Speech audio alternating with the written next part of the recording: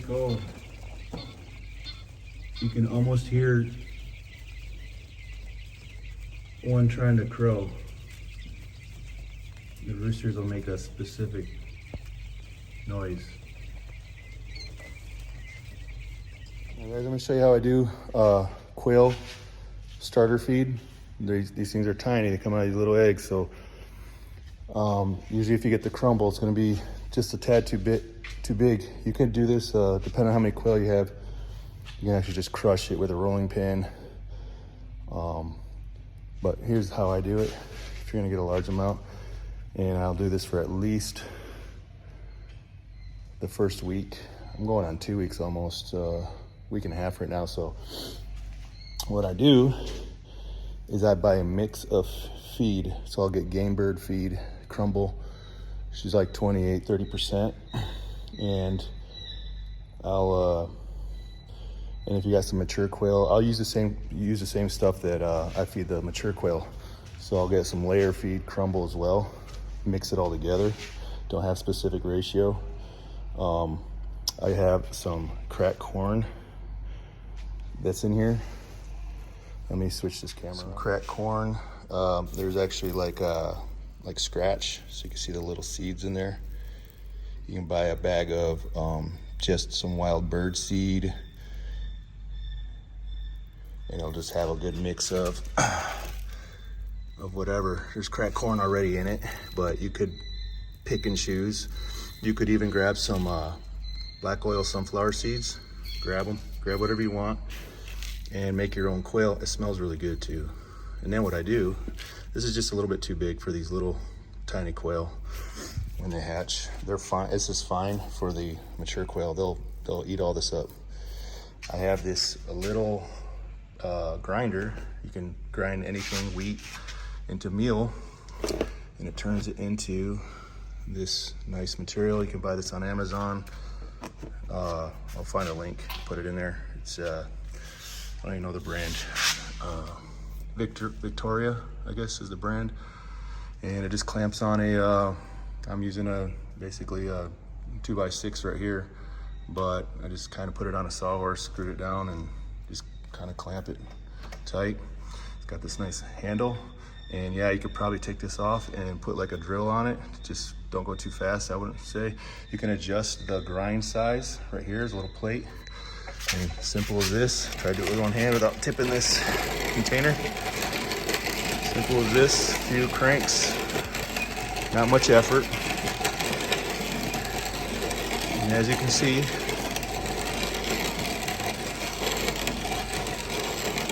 it'll fill up pretty quick. Like I said, if you have to do this, I only have one feeder I'm using for 150 quail or whatever are in there. I'll do it twice a day.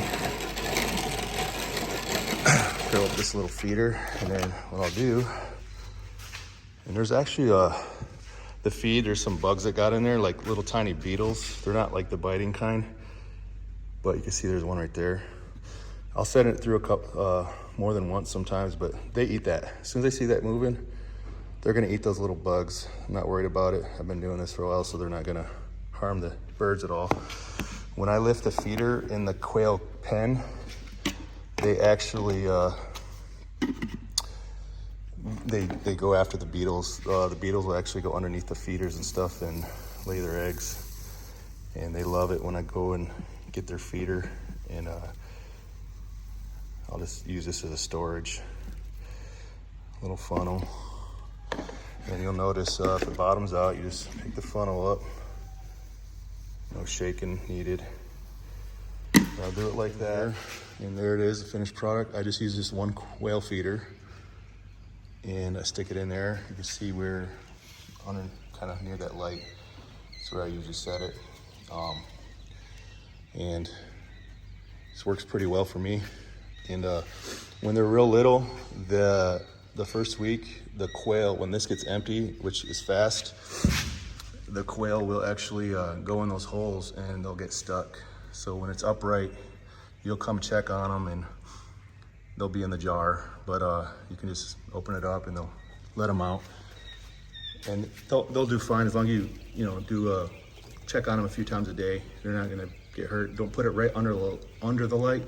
Put it in between in a more shaded area so that they don't get overheated. You don't want, you know, them to die from heat inside that jar.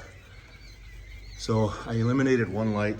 There used to be another light, and then I'll probably take another light off. It'll be this one, and then still got that heat plate there. And then I actually just use this board at night. I just close it off just a little bit, not just slightly, just to keep that heat in at night. And then I open it up during the day. And then slowly by the end of this, I'll have just the lights on one side, and they're already getting their feathers in. You can see. You got a mix of,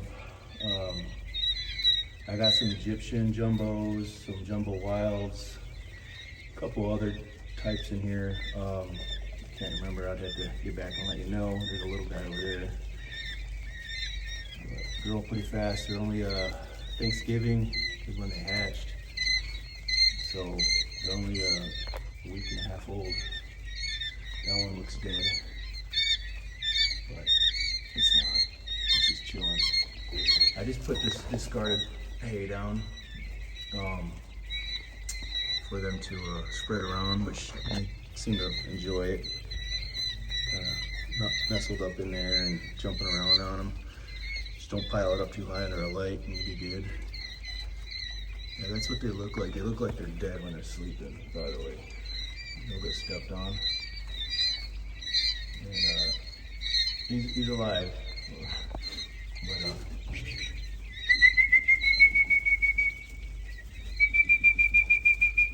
you see him moving his head. You gotta be careful when you walk inside of this because you'll get on your feet. But we'll see if we can't stir him up because I know everybody's gonna think he's dead. See, there he goes. That's what they look like, guys, when they're asleep. Chicks are the same way. Chickens, it's just what they do. Crash out. Get like a little food coma, I guess. You know, the way I'm squatting in here, I gotta really watch underneath my heels. But I mean, they're not sketched out like chickens. I mean, they're pretty easy to, a lot more tame than chickens. And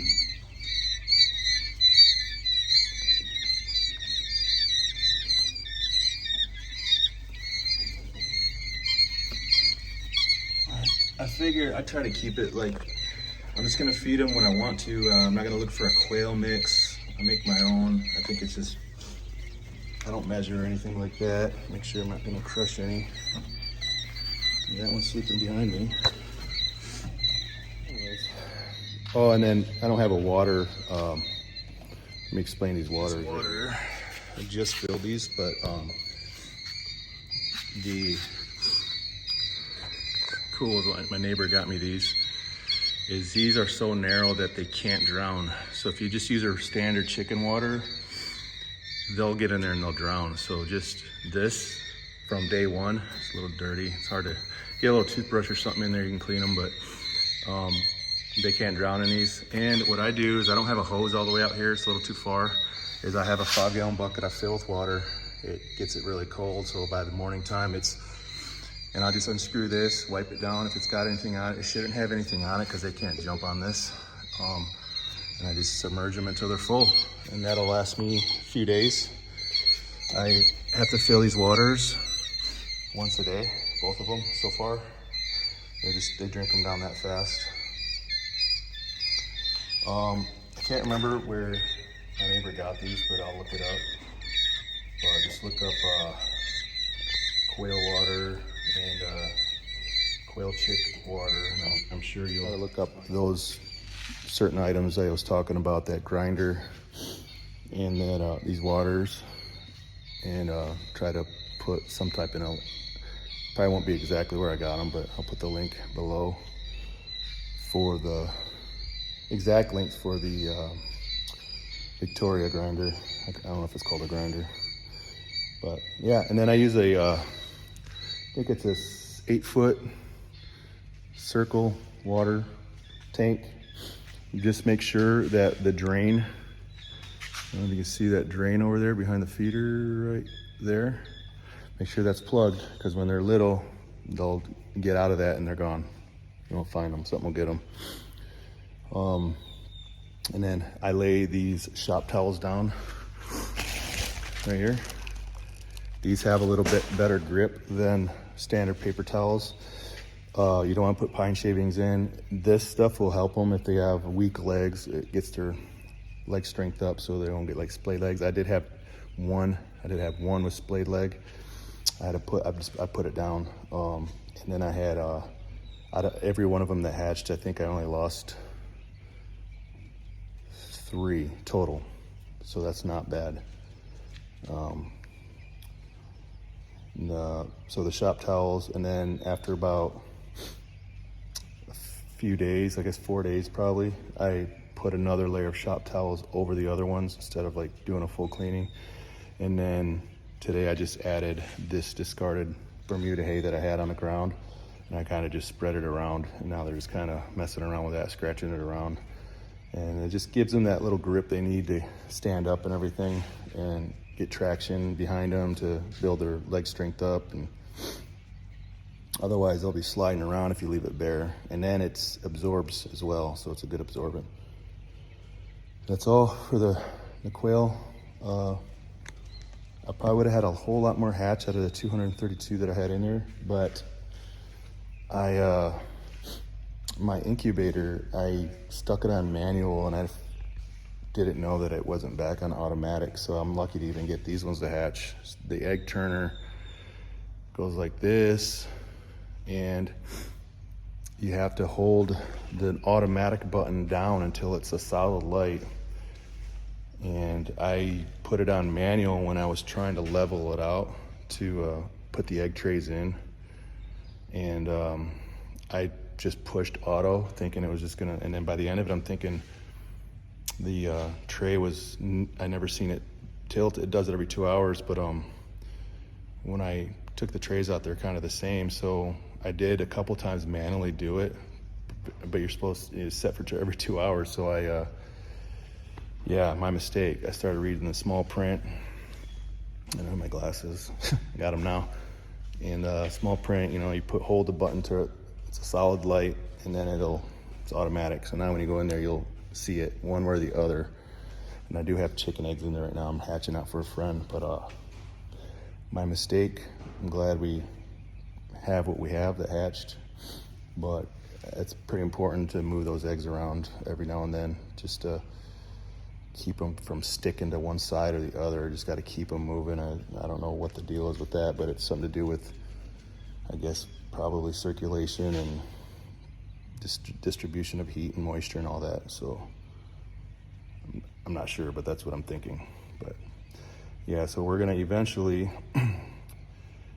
well, I'm gonna have to do it pretty quick, because by another week from now, week and a half, they're gonna be big enough where I can put them in little cages, and I have to still do that. I have to build some breeder cages, some just cages, just a big cage to keep them all in. But I'm gonna build breeder cages, stackable breeder cages that are tiered, probably a 3-tier cage, so I can keep one rooster per 4 to 5 hens, and kind of pick and choose what I'm gonna keep, and the rest I'll probably sell them, or they're gonna get butchered. And then the ones we only have 10 left, and they're kind of towards the end of their productivity with eggs. I'm not sure how great that rooster is anymore. I really don't know the age. They're really not very productive after 2 years, so a lot of them don't live past that either. But so we're gonna probably put those in the freezer as well, unless somebody wants to buy them. But yeah, we have plenty here. And it's a week and a half, they're a week and a half old, so I mean 3.5 weeks, 4.5 weeks, these girls will be laying eggs already. I think that's crazy. So we shouldn't have a shortage of eggs, but you do need a lot of eggs to get full on, I guess. But we'll think of ways to use them. I do feed them to my dogs whole, but maybe we'll do some pickled eggs and different recipes. Yeah, that's that. Got baby goats coming in a couple weeks here. I think it's gonna be the week before Christmas. Did it a week earlier this year. So got that going. I just separated the bucks yesterday or 2 days ago, and they're a little mad about that. But I don't want them hounding these girls when they're pregnant the way they are, and you know they'll start trying to mount them again, and try to keep everything on a schedule here where they're all gonna have babies the same week. Let's check them out. Getting some water. There's water on a timer here. Billy stinks. This guy stinks bad. This is a boar goat. I mean, they stink. The Kikos don't. Kiko I had didn't smell really bad at all. I mean, compared to this guy, he pees all over himself all the time. You see how fat she is. It's not scours, it's just freckles. But, yeah, she's getting big. All her udders are kind of dropping. She's one of the triplets. That one on the left and the one on the right are triplet sisters. The other one's not with the others, but she's the heaviest of them. She's getting pretty heavy. Her belly's getting a little weight on it. You can see it pulling her back down a little.